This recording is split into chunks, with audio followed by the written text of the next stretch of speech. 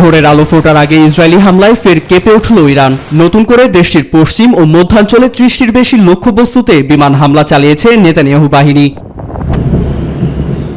হামলায় অংশ নিয়েছে ইসরায়েলি বিমান বাহিনীর ডজনখানেক ফাইটার জেট।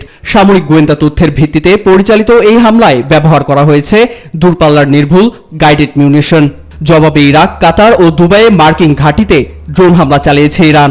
এছাড়া মধ্যপ্রাচ্যের ২৭টি মার্কিন ঘাঁটি লক্ষ্য করে ষষ্ঠ ধাপের হামলা শুরু হয়েছে বলেও জানিয়েছে ইরানের অভিজাত বাহিনী আইআরজিসি। এদিকে শোকে স্তব্ধ তেহরান। ভিড় বাড়ছে সর্বোচ্চ নেতা আয়াতুল্লাহ আলী খামেনিকে শেষ বিদায় জানাতে। এরই মধ্যে অভিজাত বাহিনী আইআরজিসির প্রধান কমান্ডার মোহাম্মদ পাকপুর ও খামেনির ঘনিষ্ঠ উপদেষ্টা আলী শামখানির নিহতের তথ্য সামনে এসেছে। তবে শোকের মাতম শুধু ইরানকে নয়, বইতে হবে ইসরায়েলকেও।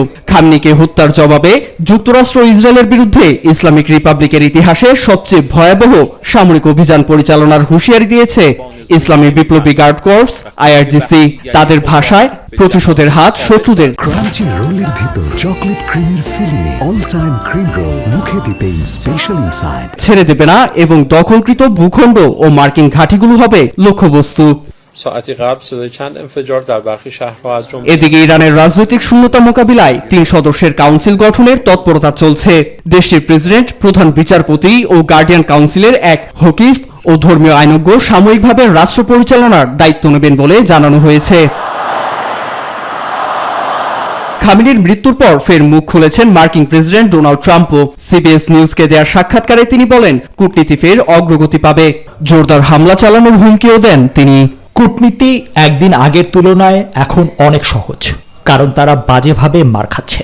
ইরান এখন দুর্বল। মার্কিন ঘাঁটিতে হামলায় ক্ষয়ক্ষতি অনেকাংশে কম।